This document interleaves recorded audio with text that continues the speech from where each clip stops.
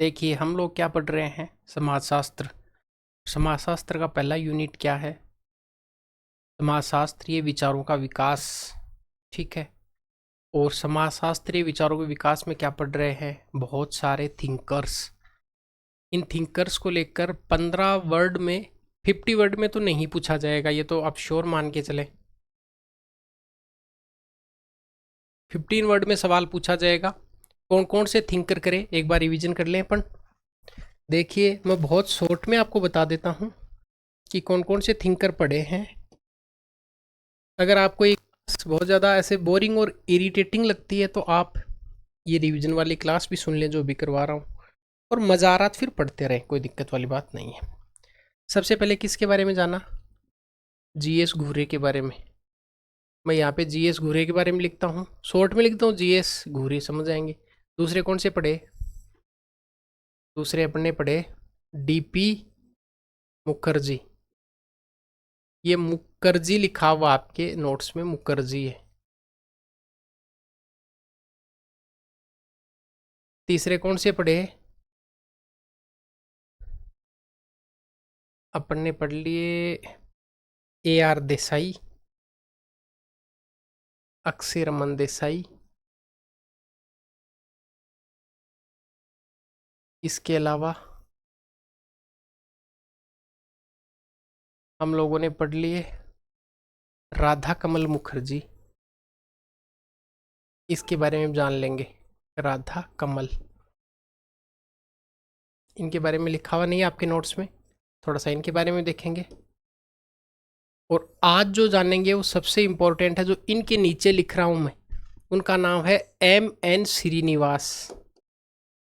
M N Srinivas. देखिए आप बहुत ध्यान से इस चीज़ को नोट डाउन कर लें। ये जो जितने थिंकर हैं इन पर आपको एटलीस्ट 15 वर्ड, 15 शब्द तैयार करने हैं। और दूसरी बात ये ध्यान रखनी है कि सबसे दो इम्पोर्टेंट, जीएस घुरे और एम एन श्रीनिवास। अब आपके दिमाग में एक क्वेश्चन आएगा कि आपको कैसे पता चला कि दो इम्पोर्टेंट है? आपका जो सोशियोलॉजी का सिलेबस है इसमें जाति, वर्ग, इनके बारे में जो बताया हुआ है वो इन्होंने विस्तृत व्याख्या की है। और जो अगला आपके यूनिट है संस्कृतिकरण वाली, वो इनकी देन है। इसका मतलब सोशियोलॉजी का जो आगे सिलेबस हम लोग पढ़ने वाले हैं उसमें कहीं न कहीं इन दोनों का योगदान है, इसलिए मोस्ट इम्पोर्टेंट है। इन पर अपने को 15 वर्ड में तैयार करना है बस। और इसकी भी आप लोगों को चिंता नहीं करनी है, आपको नोट्स प्रिपेयर किए हुए मिलेंगे शॉर्ट में। कुछ इंडियन एजुकेटर के इनपुट डाले हुए होंगे, साथ साथ में आपको बहुत अच्छे से नोट्स आपको इसी किताब के, इसीलिए इस बुक को अपलोड करने का कोई मतलब है नहीं। फिर भी आपकी इच्छा होगी तो ये बुक का भी पीडीएफ आपको मिल जाएगा, इच्छा है तो। और बाकी आपको शॉर्ट में नोट्स मिल ही रहे हैं, ठीक। ये आज एम एन श्रीनिवास के बारे में पढ़ने वाले हैं। इनका थोड़ा सा डिटेल से देखेंगे, थोड़ा सा, ज़्यादा नहीं। आज की क्लास इन्हीं पे फोकस करेंगे, फिर अपने थिंकर पूरे हो जाएंगे, फिर अपन जाति वर्ग इन पे चलेंगे। एम एन श्रीनिवास 1916 से लेके 1999 तक खूब जिए। कितने साल जी लिए ये? खूब साल जी लिए। नाम में देखो एम एन श्रीनिवास चंद्र, ये जो नाम है ये दक्षिणी भारत के नाम है। मैसूर नरसिम्हचारी श्रीनिवासन, एम का मतलब मैसूर, एन का मतलब नरसिम्हचार, और श्रीनिवास, श्रीनिवास बड़ा नाम है, आप एम एन श्रीनिवास बोलेंगे। 16 नवंबर 1916 को मैसूर के ब्राह्मण परिवार में हुआ। उनकी शिक्षा दीक्षा ब्राह्मण परंपरा और ब्राह्मणत्व के प्रशिक्षण में हुई थी। उन्होंने घूरे के सानिध्य में एमए किया। देखिए इनके टीचर कौन थे? जीएस घूरे। तो ये घूरे के सानिध्य में क्या कर रहे हैं? मास्टर डिग्री कर रहे हैं। उन्होंने एमए के शोध प्रबंध में मैसूर में विवाह और परिवार को अपने अध्ययन का विषय बनाया। बहुत इंटरेस्टिंग, आपको ध्यान रखना है। ये एम एन जो श्रीनिवास हैं, ये मैसूर का एक गांव है, रामपुरा गांव, वहाँ जाते हैं और रामपुरा गांव का पूरा स्टडी करते हैं। रामपुरा गांव में उनकी कल्चर कैसी है, उनका रहन सहन कैसा है, उनकी वेशभूषा कैसी है, उनकी आइडियोलॉजी कैसी है, उनमें परिवर्तन कैसे आ रहे, सारा इन्होंने स्टडी किया जो आगे आएगा आपने। मैसूर में विवाह और परिवार को अपने अध्ययन का विषय बना लिया। इस शोध में श्रीनिवास ने कन्नड़ भाषा बोलने वाली जातियों के विवाह और परिवार की जानकारी दी। उन्होंने मुंबई विश्वविद्यालय में दक्षिणी भारत के कुर्ग लोगों के विषय पर डॉक्टरेट की उपाधि इन्होंने प्राप्त करी। इसी विषय पर इन्होंने अपनी पुस्तक religion and society among the Coorg of south India का प्रकाशन 1952 में करवाया। इनकी एक आगे किताब आएगी जिस पे अगर नहीं याद हो रही कोई बात नहीं, क्योंकि आगे आसान 2 किताबें याद करेंगे हम तो। यह पुस्तक काफ़ी लोकप्रिय हुई। कभी मान लो परीक्षा में ऐसा पूछ ले, भूला भटका, ऐसे कई बार क्या वो एग्जामिनर अपने को बाउंस देता है, वो पूछता है अजीब क्वेश्चन, उन्होंने ये किताब का नाम दे दिया, religion and society among the Coorg of south India, इतना ही दे दिया। रिलीजन के बारे में और सोसाइटी के बारे में, among the Coorg of south India लिखो। इसको लिख लिया, मान लो 15 शब्द ये दे दिया और 15 वर्ड लिखवाए तो क्या लिखेंगे कि ये एम.एन. श्रीनिवासन की एक पुस्तक है जिसमें दक्षिणी भारत के जो कुर्ग लोग हैं उन विषय में विस्तृत रूप से उन्होंने का वर्णन किया। तो अपन इसको ये निकाल सकते। इसके मैं आप स्टार मार्क से बता रहा हूँ कि ये अपनी स्टार मार्क कर रहे हैं, ये अपने नोट्स में ऐड कर लेंगे अपन लोग। अब नोट्स में जब ऐड करेंगे हम लोग तो इसी किताब को ही केवल ऐड करेंगे, ये क्या है क्या नहीं है इतना डिटेल नहीं कि कहाँ जन्म हुआ, ये ज़रूरत नहीं है। इस पुस्तक के कारण ही इनको ब्रिटेन जाने का अवसर प्राप्त हुआ, जहाँ जाकर उन्होंने ब्रिटिश एकेडमी की फेलोशिप मिल गई। उन्होंने ऑक्सफोर्ड विश्वविद्यालय से डी.फिल की उपाधि प्राप्त की। उन्होंने ऑक्सफोर्ड से आने के बाद वडोदरा विश्वविद्यालय में समाजशास्त्र विभाग की स्थापना करी। इसके बाद उन्होंने दिल्ली विश्वविद्यालय में समाजशास्त्र विभाग की स्थापना का प्रयास किया। बाद में उन्होंने बेंगलोर के institute of social and economic change में काम करना प्रारंभ किया। उनको प्रोफेसर रहना पसंद था और वे वहीं पर इस पद पर रहे। यहीं पर 99 में उनका निधन हो गया। टीचर थे, टीचर रहे और टीचर ही डेथ हो गई। उन्होंने भारतीय समाजशास्त्र में वृहद समाजशास्त्रीय स्पष्टीकरणों, सूक्ष्म मानवशास्त्रीय अंतर्दृष्टियों, समाजशास्त्रीय परिप्रेक्ष्य तथा मानवशास्त्रीय अंतर्दृष्टियों की लघु स्तर के समुदायों को समझने के लिए सिद्धांतिक तथा पद्धति शास्त्रीय परिप्रेक्ष्य का प्रयोग किया। ये थोड़ी सी शब्दावली हिंदी साहित्य की कली शब्दावली है, ज़रूरत आपको नहीं पड़ेगी। यहाँ तक एक क्वेश्चन एम.एन. श्रीनिवासन से निकल सकता है। वो क्वेश्चन क्या है, इनकी एक किताब, ठीक है, कौन सी किताब का नाम क्या है, religion and society of among the Coorg of south India, 15 word. अच्छा, अब इनकी और बहुत सारी किताबें हैं। अब 2 तो कम से कम याद रखनी है, तो एक तो हमने ऑलरेडी याद कर ली जो कि 15 शब्द के लिए भी काम की और किताब का भी पूछे तो ये भी काम की है। साथ में याद करेंगे मैसूर में विवाह और परिवार 1942, फोटो खींची मैसूर में विवाह और परिवार की। ये तो ऊपर आ भी गया कि मैसूर में इन्होंने विवाह और परिवार का अध्ययन किया। दक्षिणी भारत के कुर्ग में धर्म व समाज, ये रहा ये किताब जो कि बहुत प्रसिद्ध हुई, 1952 की बुक है। हिंदी में याद करो, दक्षिणी भारत के कुर्ग में धर्म व समाज, society and religion among the Coorg of south India. भारतीय गांव, छोटी सी किताब है, याद कर लो, इंडियन विलेज। आधुनिक भारत में जाति और अन्य लेख, कोई काम का नहीं है। आधुनिक भारत में समाज परिवर्तन, sociological change in modern India. अभी तक की स्टडी में हम क्या सीख रहे हैं एम.एन. श्रीनिवासन की केवल बुक्स के बारे में,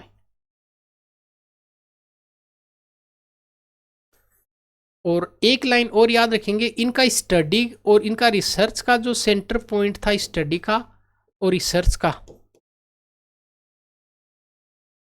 ये साउथ इंडिया, और साउथ इंडिया में गांव आएगा आगे थोड़ी देर में समझ में आ जाएगा।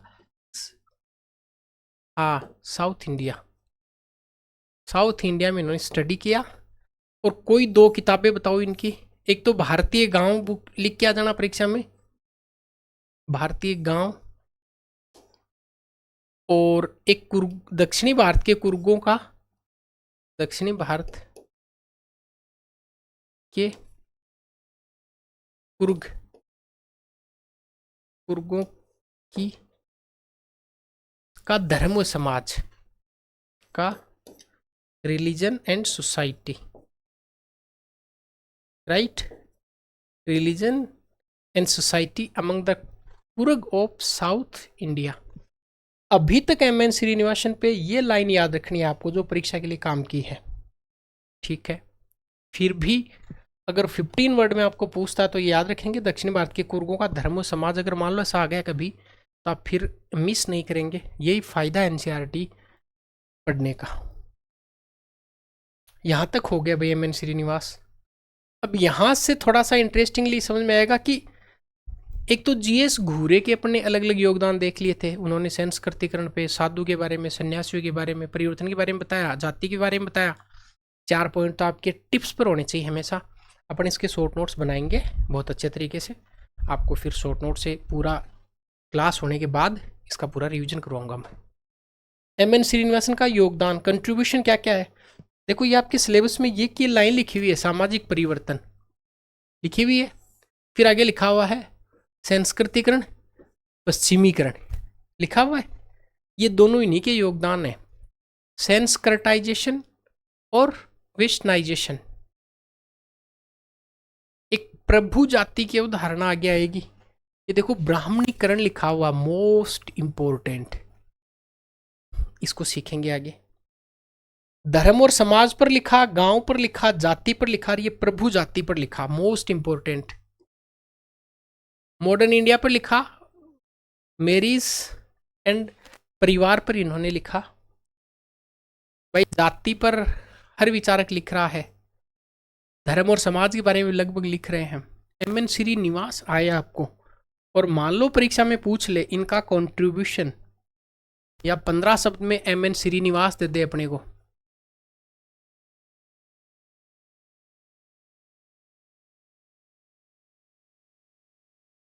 पंद्रह शब्द, तो आपके पास तो 15 से बहुत ज़्यादा शब्द हो गए। सबसे पहले ये जीएस घूरे के शिष्य थे, मान लो अगर कभी ऐसा लिखें, ठीक है, याद करने के लिए। इनकी 2 बुक्स के नाम बताओ, एक तो भारतीय गांव और एक कुर्गों में धर्म और उनका समाज, सोसाइटी। संस्कृति नाम बार बार आ रहा है क्या, देखो ऐसे याद कर लो। आर फॉर रिलीजन और S for society, R S है ये ना, सी नहीं है, आर सी नहीं, आर एस है। Religion and society among the Coorg of south India, तो इनकी किताब हो गई। अब इनके कंट्रीब्यूशन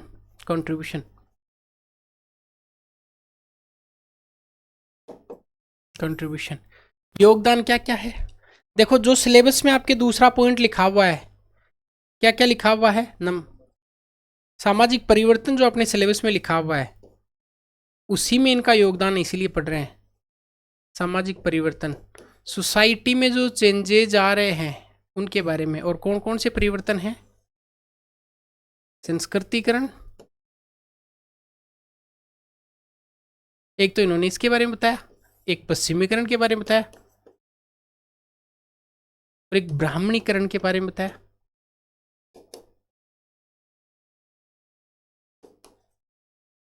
ये तो हो गए 3। अब एक प्रभु जाति के बारे में इन्होंने बताया, धर्म के बारे में बताया, समाज के बारे में बताया, ये तो कॉमन है सबके, धर्म के बारे में, समाज के बारे में, गांव के बारे में, विवाह और परिवार के बारे में। एक आदमी, मैं आपको याद कराने के लिए बता रहा हूँ, एक आदमी दक्षिणी भारत की किसी गांव में जाके स्टडी करेगा, रामपुरा में, वो क्या क्या देखेगा, गांव का समाज। सबसे पहले गांव की सबसे छोटी इकाई क्या होती है, परिवार। बहुत सारे परिवार मिल रहे हैं, मतलब जाति। उन जातियों में एक प्रभु जाति होगी, जातियों में परिवर्तन के कौन कौन से कारक है, ठीक है, जिसको संस्कृतिकरण बोलते हैं। गाँव के फिर बहुत सारे घर मिलके गाँव बना देंगे, गाँव के बारे में पढ़ेंगे। फिर गाँव में कौन कौन से परिवर्तन आ रहे हैं उसको पश्चिमीकरण कहते हैं। बात समझ में आ गई क्या। आपके गाँव में कोई एक आदमी आता, सबसे पहले अपने परिवार को देखेगा, परिवार में क्या सिस्टम है, विवाह का सिस्टम कैसा है परिवार में, ठीक है। उसके बाद में कई सारे परिवार मिलकर जो जिस प्रकार से अपने कबीला मोहल्ला बनाते हैं, उन सब में किसका अध्ययन करेगा, जाति व्यवस्था का, कि इनकी कास्ट कैसा है, इनका कास्ट सिस्टम कैसा है। फिर जाति में परिवर्तन के कारक देखेगा वो, कि प्रभु जाति है या नहीं है, अब पूरा सोसाइटी बन गया, समाज, ये गांव बन गया, तो गांव के बारे में स्टडी करेगा, गांव का धर्म क्या उसके बारे में स्टडी करेगा, और फिर गांव में परिवर्तन क्या आ रहे हैं उसके बारे में स्टडी करेगा। आपको ऐसे 1000 पॉइंट याद करने की कतई ज़रूरत नहीं है, क्योंकि जिस चीज़ की ज़रूरत है उसको तो मैं याद करवा रहा हूँ आपको। ये शब्द ही कम से कम 70 हो गए, मतलब 100 शब्द वाला क्वेश्चन तैयार हो गया, ज़्यादा से ज़्यादा 15 में आएगा, आप कर लेंगे। हाँ, ये जो क्वेश्चन है प्रभु जाति संस्कृतिगण पश्चिम, ये तो यूनिटी अगली है जिसके बारे में डिटेल से पढ़ना अपने को, सेकंड यूनिटी यही पढ़ेंगे अपन, तब एम.एन. श्रीनिवासन वापस लौट के आएंगे। बहरहाल इनके बारे में लिखा। अब मोस्ट एंड इंटरेस्टिंग चीज, इन्होंने सबसे पहले गांव के बारे में बताया। भाई संस्कृतिकरण इनके बारे में यहाँ पढ़ने की जरूरत क्यों नहीं लिखा इस किताब में, सेकंड टॉपिक यही है। अब गांव के बारे में पढ़ते हैं। गांव में मैंने देखो ध्यान से पढ़ते हैं क्या कह रहा है। गांव भारतीय, श्रीनिवास के अध्ययन का मुख्य केंद्र भारतीय गांव था।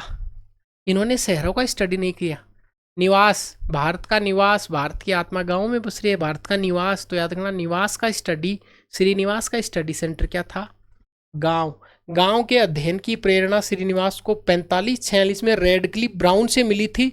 उनकी पुस्तक रिमेंबर्ड विलेज में अपने कर्नाटक के गांव रामपुरा के बारे में विस्तृत चर्चा की थी। इस पुस्तक की एक बड़ी रोचक कहानी है, जब 1970 में श्रीनिवास ने कर्नाटक के गांव रामपुरा का अध्ययन कर वहां के तथ्यों के दस्तावेज को पिट्सबर्ग विश्वविद्यालय में जमा करवाया, उसी दौरान एक दुर्घटना के कारण वे सभी दस्तावेज जलकर राख हो गए। एक आदमी की बरसों की कमाई। बहुत इंटरेस्टिंग।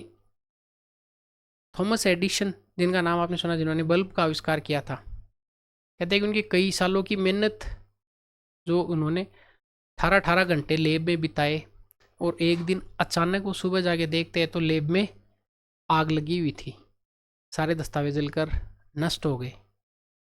तो फिर अपने बेटे को कहा कि माँ को बुलाओ, माँ मतलब अपनी वाइफ को बुलाया, फिर कहा कि देखो अपनी जितनी गलतियाँ थी सब जलकर राख हो गई, अब जिंदगी वापस नए सिरे से शुरुआत करते हैं। ऐसा इनके साथ हुआ है। इनकी कहानी बड़ी रोचक है, बहुत इंटरेस्टिंग कहानी है। एक आदमी पूरा रिसर्च पेपर, आप अपने सारे नोट्स सारे बना के एक जगह रखते और फिर वो आग लग जाए तो अपन तो कितने तबाह हो जाते, जबकि अपने नोट्स तो किसी किताब से देख के बनाए हैं। इन्होंने खुद प्रैक्टिकल गांव में जाके स्टडी किया है। तो पिट्सबर्ग विश्वविद्यालय में जैसे इन्होंने जमा करवाया, अरे लग, इस घटना से श्रीनिवास मायूस हो गए। उनके मित्र सोल्टॉक्स ने उन्हें हिम्मत दी और उन्होंने इस बात के लिए प्रेरित किया कि वे अपनी स्मरण के आधार पर उस गाँव के बारे में लिखें। रिसर्च तो सारा जल गया तो चुपचाप बैठे होंगे कभी, तो उनके दोस्त ने कहा होगा कि यार भाई रिसर्च पेपर ही तो जला है, तुम तो उस गांव में रह के आए हो, तुम्हें हर चीज़ का पता है, तो वापस शुरू करो। परिवार के बारे में तुमने देखा है, विवाह के बारे में तुमने देखा है, सोसाइटी के बारे में तुमने देखा है, उनका धर्म तुमने देखे है, उनका सामाजिक परिवर्तन आ रहा वो तुमने देखे, तो उसके आधार पर वापस से लिख दो। तो उन्होंने फिर वापस लिखा। इस प्रेरणा से प्रेरित होकर ही रिमेंबर्ड विलेज, अब रिमेंबर्ड विलेज मतलब क्यों, गांव में तो खुद थे ही, रिमेंबर्ड विलेज क्यों लिखा, रिमेंबर का मतलब होता है याद करना, तो उन्होंने दोबारा याद कर करके रिमेंबर्ड विलेज लिखा। तो अगर कभी परीक्षा में रिमेंबर्ड विलेज के बारे में आ जाए तो लिख दोगे 15 शब्द में, एम.एन. श्रीनिवासन ने कर्नाटक के रामपुरा गांव का जो स्टडी, अपना जो समरण था उसके आधार पर उन्होंने रिसर्च पेपर लिखा। तो आप सोच रहे हो सर हम लिखते इसको, आप मत लिखो इसको, आपको नोट्स दे देंगे, इस पॉइंट को ऐड कर लेंगे हम अपने नोट्स में, रिमेंबर्ड विलेज, इसको अपन डिटेल के साथ में लिख लेंगे 15 शब्द में।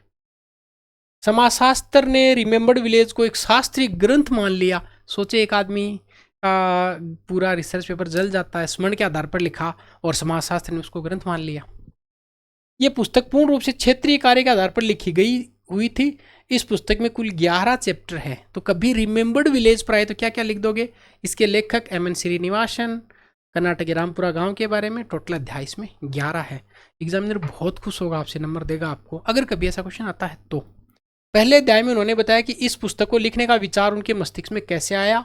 गांव का चयन किस तर्क विधि द्वारा नहीं किया गया था, वास्तव में रामपुरा गांव से भावनात्मक से जुड़े थे, इसलिए इसके मन गांव को देने के लिए। अब आपके दिमाग में क्वेश्चन आएगा कि सर रामपुरा गांव ही क्यों कर्नाटक का, तो इन्होंने एम.एन. श्रीनिवासन ने इस किताब में ये तो नहीं बताया कि मैंने इस गांव का चयन क्यों किया, मेरे रिसर्च का बिंदु क्या था, पर हाँ ये जरूर इन्होंने क्लियर किया इधर कि इस गांव से मैं भावनात्मक रूप से जुड़ा हुआ था इसलिए लिखा। तो अब एम एन श्रीनिवास पे अगर आपको क्वेश्चन पूछा जाता है, मेरे हिसाब से आप अच्छे से इसको कर लेंगे। आगे बढ़ते हैं। पहला अध्याय पूरा हो गया। पहला मतलब टोटल 11 अध्याय इसमें। मैं इस बात को भली बात ही समझता हूँ कि परीक्षा में इतना डिटेल की जरूरत है नहीं जो अपन पढ़ रहे हैं, पर आपको इंटरेस्टिंगली कहानी के तौर पर याद हो रहा, आज ये चैप्टर पूरा हो जाएगा। समय अभी अपने पास में है ही, इसलिए आराम से कर लेते हैं।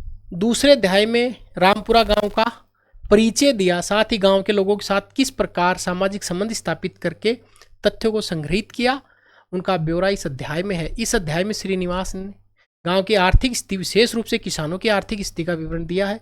तीसरे अध्याय में श्रीनिवास ने गांव की सामाजिक संरचना के बारे में बताया है। चौथे अध्याय में गांव की कृषि के बारे में बताया है। पांचवें अध्याय में परिवार व्यवस्था के बारे में बताया है। छठे अध्याय में श्रीनिवास ने केंद्रीय अध्याय इस आधार पर जाति व्यवस्था का विश्लेषण किया है। आठवें में यांत्रिक परिवर्तन, किस प्रकार से रामपुरा में परिवर्तन आ रहे हैं, चेंजेस, उनके बारे में बताया। नौवें में रामपुरा की सामाजिक ऋण व्यवस्था के बारे में बताया है। और 10वें में धर्म के बारे में बात करी है। और अंतिम अध्याय 11वें में उस गांव को जब उन्होंने छोड़ा तो किस प्रकार भावनात्मक रूप से गांव से जुड़ गए थे, गांव वालों ने उनकी विदाई के बारे में लिखा है। कि 11 के 11 अध्याय ना याद नहीं करने, वो तो बाईपास करने, बस इतना याद रखना 11 अध्याय हैं। और कभी परीक्षा में अगर 15 शब्दों में आपको एम एन श्रीनिवास पूछे तो भी देखो, एक आदमी की बहुत अच्छी कृति है रिमेंबर्ड विलेज, इसके बारे में आप लिख के आएंगे। नोट्स में आपको मिल ही रहा है रिमेंबर्ड विलेज के बारे में। रिमेंबर्ड विलेज, इसके बारे में आप 15 वर्ड में तैयार कर लेंगे। कौन लेखक है? श्रीनिवास लेखक है। कितने अध्याय हैं? 11। और आप बता देना कि इस पुस्तक में,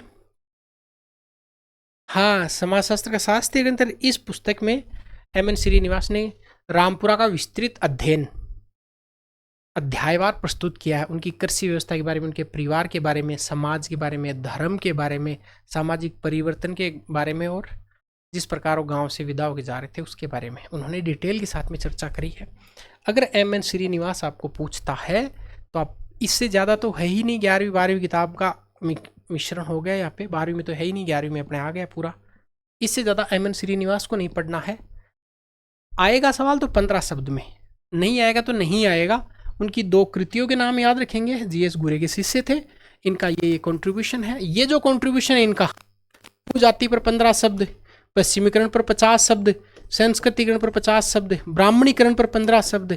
इसके बारे में, ब्राह्मणीकरण अभी तक आपने नहीं सुना होगा, क्वेश्चन आ सकता है इस पर भी।